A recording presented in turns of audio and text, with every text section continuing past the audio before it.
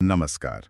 समसामयिक मामलों के हमारे विशेष विश्लेषण में आपका फिर से स्वागत है। आज 7 फरवरी 2025 है और यह है भाग 1 के महत्वपूर्ण घटनाक्रमों पर हमारी चर्चा। और हाँ, ये चर्चा खास तौर पर सिविल सेवा परीक्षा की तैयारी कर रहे उम्मीदवारों के लिए बहुत उपयोगी हो सकती है। हमारे पास आज भी कई स्रोत हैं: सरकारी पहल, पर्यावरण, भूगोल, विज्ञान, स्वास्थ्य, अंतर्राष्ट्रीय संगठन और सामाजिक मुद्दे भी। हाँ, और जैसा हम अक्सर करते हैं, कुछ विषय शायद हमने पहले छुए हों, तो ये एक अच्छा रिवीजन भी हो सकता है। बिल्कुल, मकसद वही है, सबसे जरूरी जानकारी निकालना और उसे आसानी से समझना। तो चलिए शुरू करें। जरूर। पहली खबर है नीति आयोग की फ्रंटियर 50 पहल। ये सुनने में कुछ नया लग रहा है। तकनीक को जमीनी स्तर पर ले जाने की बात है। हाँ, बिल्कुल। ये पहल असल में जमीनी स्तर पर टेक्नोलॉजी को अपनाने में मदद करने के लिए है और इससे जो प्रभाव है उसको भी बढ़ाना है। अच्छा, कैसे? इसका लक्ष्य है कि करीब 50 आकांक्षी जिले या ब्लॉक उन्हें मदद मिले। वे एक रिपोजिटरी से, मतलब एक तरह के कलेक्शन से, उपयोग के मामले, यूज केस चुन सकें और फिर उन खास टेक्नोलॉजीज को लगा सकें जो एडीपी या एबीपी के जो विषय हैं उनमें सेवाओं को मतलब तेजी से पहुंचाने में मदद करें। अच्छा, तो ये नीति आयोग के फ्रंटियर टेक हब के तहत है। ये टेक हब क्या चीज है? जी, ये हब असल में भविष्य में जो बड़ी टेक्नोलॉजी बदलने वाली हैं उनका अंदाजा लगाने के लिए है और ये देखने के लिए कि भारत उनके लिए कितना तैयार है, ताकि समावेशी विकास हो, सप्लाई चेन मजबूत हो, राष्ट्रीय सुरक्षा, इन सब के लिए उनका फायदा उठाया जा सके। दिलचस्प है। तो ये हब कौन सी तकनीकों पे फोकस कर रहा है? एआई, क्वांटम जैसी चीजें? हाँ, बिल्कुल।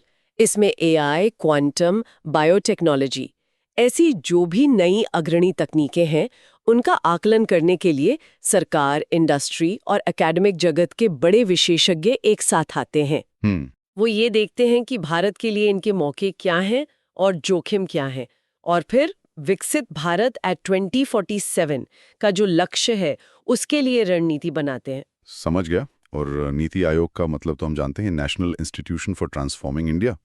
और एडीपी, आकांक्षी जिला कार्यक्रम, वो 2018 वाला। हाँ, वही जो 112 पिछड़े जिलों के विकास के लिए शुरू हुआ था।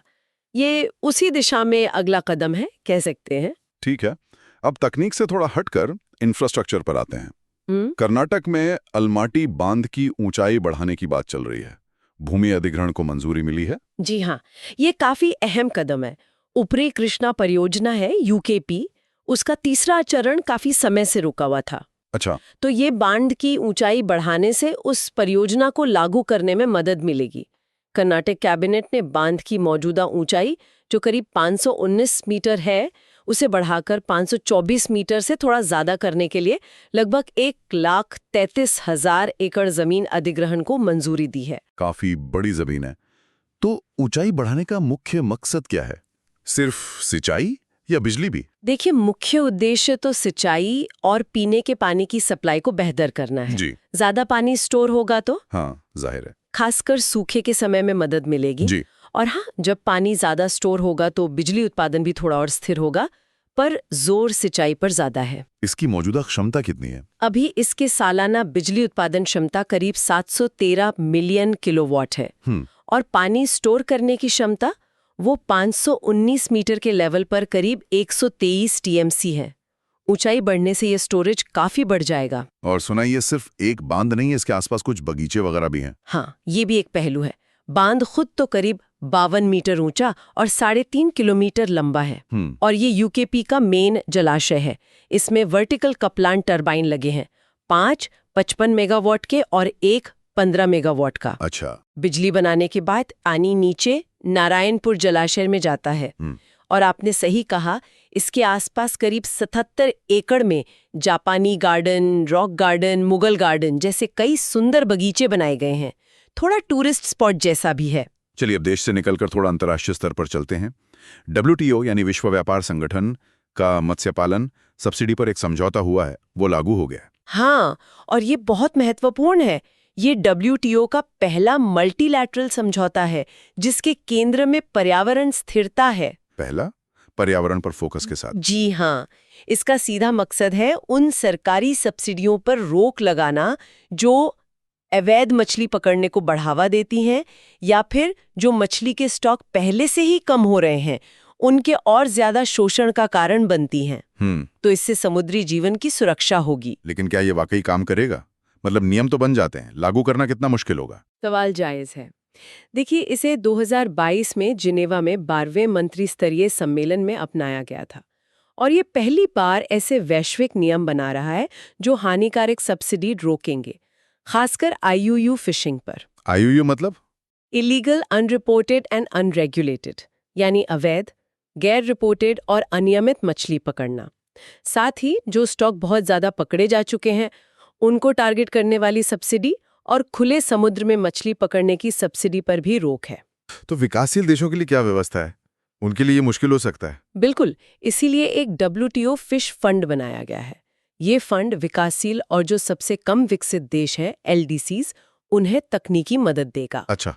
ताकि वो इन नए नियमों को लागू कर सकें और अपने मछली पालन को ज्यादा टिकाऊ बना सकें। निगरानी के लिए एक मत्स्य पालन समिति भी बनेगी। सदस्यों को अपना डेटा भी देना होगा, कितनी सब्सिडी दी, स्टॉक का लेवल क्या है, वगैरह। ठीक है। WTO का मुख्यालय जिनेवा में है, 1995 में बना था।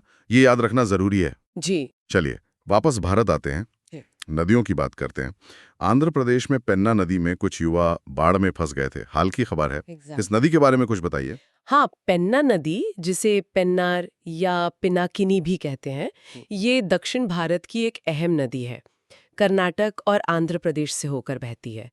इसका उद्गम कर्नाटक में है, चिकबल्लापुर जिले में, नंदी हिल्स से। नंदी हिल्स? जी। फिर ये उत्तर में आंध्र प्रदेश में जाती है, फिर पूरब और फिर दक्षिण पूरब मुड़ जाती है। पूर्वी घाट में एक गैप से निकलकर फिर पूरब की ओर बहती है और नेल्लौर जिले के पास बंगाल की खाड़ी में गिर जाती है। कुल लंबाई करीब 597 किलोमीटर है। और ये मौसमी नदी है, सुना है? हाँ। मतलब बारिश पर निर्भर? हाँ, ये पूर्वी घाट के वृष्टि छाया क्षेत्र में पड़ती है, तो बारिश होती है तो खूब पानी आता है, कभी कभी बाढ़ भी। लेकिन बाकी समय, खासकर गर्मियों में, पानी बहुत कम हो जाता है, बस एक पतली धारा रह जाती है। तो इसका मतलब ये रायलसीमा जैसे इलाकों के लिए बहुत जरूरी होगी, जहां पानी की कमी रहती है। बिल्कुल सही। इसीलिए इस पर कई सिंचाई परियोजनाएं बनी हैं, सोमशिला, मैलावरम, गंडीकोटा, ताकि बारिश का पानी रोका जा सके। चित्रावती, पापागिनी, चेयरू, कुंदेरू इसकी मुख्य सहायक नदियां हैं। ठीक है। अब स्वास्थ्य पर आते हैं। दिल्ली और हरियाणा में बच्चों में हाथ, पैर और मुंह की बीमारी HFMD तेजी से फैल रही है। ये क्या है? HFMD यानी hand, foot and mouth disease, ये एक वायरल बीमारी है और बहुत संक्रामक होती है, खासकर बच्चों में। नाम से ही पता चलता है, हाथों और पैरों पर छाले जैसे दाने और मुंह में दर्द वाले छाले हो जाते हैं। वैसे दाने शरीर पर कहीं भी हो सकते हैं। 5 साल से कम उम्र के बच्चे सबसे ज्यादा प्रभावित होते हैं। अच्छा। डे केयर, स्कूलों में तेजी से फैलती है और क्योंकि कई वायरस इसे कर सकते हैं तो किसी को एक से ज्यादा बार भी हो सकती है। ये लोग अक्सर इसे जानवरों वाली फुट एंड माउथ बीमारी से कंफ्यूज कर देते हैं। ये बहुत आम गलतफहमी है, लेकिन दोनों बिल्कुल अलग हैं। वो जानवरों की बीमारी है, अलग वायरस से होती है। इंसानों को वो नहीं होती और जानवरों को ये HFMD नहीं होती। ठीक है। तो ये फैलती कैसे है और इसका कोई इलाज या टीका है? ये फैलती है संक्रमित व्यक्ति के संपर्क से, बिना धुले हाथ, मल, लार, नाक का बलगम या छालों का पानी। बचाव के लिए साफ सफाई सबसे जरूरी है, खासकर हाथ धोना। और नहीं, इसका कोई खास इलाज या टीका नहीं है। ओहो। ज्यादातर बच्चे 7 से 10 दिन में अपने आप ठीक हो जाते हैं। बस लक्षणों का इलाज किया जाता है, जैसे बुखार या दर्द के लिए दवा देना, पानी पिलाते रहना। समझ गया। चलिए अब पर्यावरण और पक्षियों की दुनिया में चलते हैं। चेन्नई में अड्यार मुहाने पर सॉन्डर्स टर्न नाम का पक्षी देखा गया है। ये कौन सा पक्षी है? सॉन्डर्स टर्न, वैज्ञानिक नाम स्टर्न्युला सॉन्डर्सी। ये एक छोटा समुद्री पक्षी है, लैरिडे परिवार का। ये जमीन पर घोंसला बनाता है और मुख्य रूप से उत्तर पश्चिमी हिंद महासागर के तटों पर रहता है, जैसे लाल सागर, फारिस की खाड़ी, भारत, श्रीलंका के आसपास। सर्दियों में सेशल्स, मालदीव की तरफ चला जाता है। तो अड्यार मुहाने पे इसका दिखना क्या खास बात है? अड्यार मुहाना, जहां अड्यार नदी समुद्र से मिलती है, पक्षियों के लिए एक जरूरी जगह है। और सॉन्डर्स्टन को मुहाने, लेगून, बंदरगाह जैसी जगह पसंद है, तो अड्यार उसके लिए सही जगह है। इसका वहां दिखना ये बताता है कि वो इलाका अभी भी पक्षियों के लिए ठीक-ठाक है। हालांकि इसकी IUCN स्थिति लीस्ट कंसर्न, मतलब अभी बहुत चिंता की बात नहीं है, फिर भी तटीय विकास से इनके रहने की जगहों पर असर पड़ रहा है। अच्छा, ये खाता क्या है और घोंसला कहाँ बनाता है? ये छोटी मछलियां, केकड़े, मॉलस्क वगैरह खाता है। घोंसला जमीन पर बनाता है, रेत या कंकड़ वाली जगह पर, तट से थोड़ा अंदर। ओके, अब मानकों की बात करते हैं। भारतीय मानक ब्यूरो BIS ने 84 नए गुणवत्ता नियंत्रण आदेश QCOs जारी किए हैं। जी, BIS यानी ब्यूरो ऑफ इंडियन स्टैंडर्ड्स, ये भारत की नेशनल स्टैंडर्ड बॉडी है। BIS एक्ट 2016 के तहत बनी है। पहले ISI था, उसी का नया रूप। इसका काम है स्टैंडर्ड तय करना, मार्किंग, क्वालिटी सर्टिफिकेशन को बढ़ावा देना। ये जो 44 QCOs हैं, ये अलग-अलग मंत्रालयों की सिफारिश पर जारी हुए हैं। तो इन QCO से होगा क्या? आम आदमी पर या इंडस्ट्री पर क्या असर पड़ेगा? इनका मुख्य मकसद है कि घटिया क्वालिटी या असुरक्षित सामान देश में ना आए, खासकर आयात होकर, और घरेलू बाजार में भी क्वालिटी बनी रहे। इससे ग्राहकों को तो फायदा है, सुरक्षित सामान मिलेगा। और इंडस्ट्री को क्वालिटी सुधारनी पड़ेगी। हो सकता है शुरू में थोड़ी लागत बढ़े, लेकिन लंबे समय में ये अच्छा है। कंपटीशन बढ़ेगा, एक्सपोर्ट में भी मदद मिल सकती है। BIS उपभोक्ता मंत्रालय के तहत आता है और ISO, IEC जैसे अंतर्राष्ट्रीय मंचों पर भारत का प्रतिनिधित्व करता है। ठीक है, क्वालिटी जांचने के लिए तकनीक भी चाहिए। एक खबर है कि वैज्ञानिकों ने फील्ड में, मतलब मौके पर ही, आयन क्रोमैटोग्राफी करने का तरीका निकाला है। ये क्या तकनीक है? आयन क्रोमैटोग्राफी या IC एक बहुत, कह सकते हैं, पावरफुल एनालिटिकल तकनीक है। किसी सैंपल में आयन होते हैं ना, चार्ज वाले कण, उनको अलग करने और उनकी मात्रा पता लगाने के लिए इस्तेमाल होती है। आयन जैसे पानी में फ्लोराइड, क्लोराइड, नाइट्रेट, सल्फेट, ये नेगेटिव आयन है, एनायन। या फिर सोडियम, पोटेशियम, कैल्शियम, मैग्नीशियम, ये पॉजिटिव आयन है, कैटायन। IC इनकी बहुत कम मात्रा, मतलब पार्ट्स पर बिलियन लेवल तक माप सकती है। अच्छा, कैसे काम करती है ये?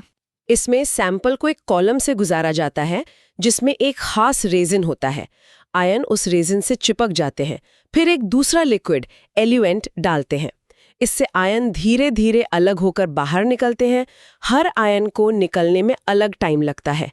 उसी से पहचान होती है और मात्रा पता चलती है। तो इसे फील्ड में, मतलब लैब के बाहर करने लायक बनाने से क्या फायदा? सबसे बड़ा फायदा तो यही है कि अब सैंपल को लैब भेजने की जरूरत नहीं पड़ेगी। कई बार पानी की क्वालिटी हो या मिट्टी में पोषक तत्व देखने हो, मौके पर ही जांच हो जाएगी। हाँ, ये तो बहुत काम का हो सकता है। बिल्कुल, टाइम बचेगा, नतीजे जल्दी मिलेंगे। प्रदूषण निगरानी, खेती में सलाह देने, इन सब में बहुत मदद मिलेगी। सही बात है। अब थोड़ा अंतर्राष्ट्रीय संगठनों पर आते हैं। भारत सरकार और ILO के बीच एक समझौता हुआ है। ILO यानी अंतर्राष्ट्रीय श्रम संगठन। हाँ, ये समझौता हुआ है व्यवसायों के अंतर्राष्ट्रीय संदर्भ वर्गीकरण यानी ISRCO को विकसित करने में सहयोग के लिए। ISRCO, ये क्या है? ये अलग अलग तरह के कामों या व्यवसायों को समझने और उनका विश्लेषण करने के लिए एक स्टैंडर्ड फ्रेमवर्क है। और ILO, जैसा आपने कहा, अंतर्राष्ट्रीय श्रम संगठन, ये UN की स्पेशल एजेंसी है और इसकी खास बात है कि ये त्रिपक्षीय है। मतलब इसमें सरकारें, नियोक्ता और श्रमिक तीनों के प्रतिनिधि होते हैं। ये त्रिपक्षीय होना क्यों महत्वपूर्ण है? इससे जो भी नीतियां या मानक बनते हैं, उनमें सबकी सहमति होती है, तो उन्हें लागू करना आसान होता है। सामाजिक संवाद होता है। ILO 1919 में बना था, वर्साई की संधि के तहत, और 1946 में UN की पहली स्पेशल एजेंसी बना। और भारत इसके संस्थापक सदस्यों में से है और ILO को 1969 में नोबेल शांति पुरस्कार भी मिला था। अच्छा, तो ये IRC को भारत के लिए कैसे उपयोगी होगा? इससे भारत को अपना लेबर मार्केट बेहतर समझने में मदद मिलेगी, स्किल डेवलपमेंट की प्लानिंग में आसानी होगी और अंतर्राष्ट्रीय स्तर पर डेटा की तुलना करना भी संभव होगा। ILO का मुख्य काम वैसे श्रम मानक बनाना, तकनीकी सहयोग देना, रिसर्च करना वगैरह है, और ये world employment and social outlook report भी निकालता है। ठीक है। और अब आखिर में एक अच्छी खबर, झारखंड के कोडरमा जिले का फुलवरिया टोला है, वहां बिजली पहुंचने वाली है। या बिरहोर जनजाति के लोग रहते हैं। हाँ, ये बहुत सकारात्मक खबर है। बिरहोर जनजाति झारखंड के उन 8 खास तौर पर कमजोर जनजातीय समूहों पीवीटीजीज में से एक है। पीवीटीजे, इसका क्या मतलब है? Particularly vulnerable tribal groups.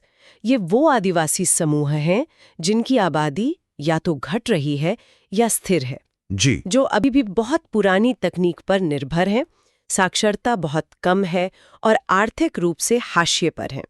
Birhor, जिसका मतलब ही है जंगल के लोग, इसी कैटेगरी में आते हैं। अच्छा, तो इनके लिए बिजली पहुंचना कितना बड़ा बदलाव ला सकता है? बहुत बड़ा। सोचिए, जीवन स्तर सुधरेगा, बच्चे रात में पढ़ पाएंगे, स्वास्थ्य सेवाओं तक पहुंच बेहतर होगी, आय के नए साधन भी बन सकते हैं।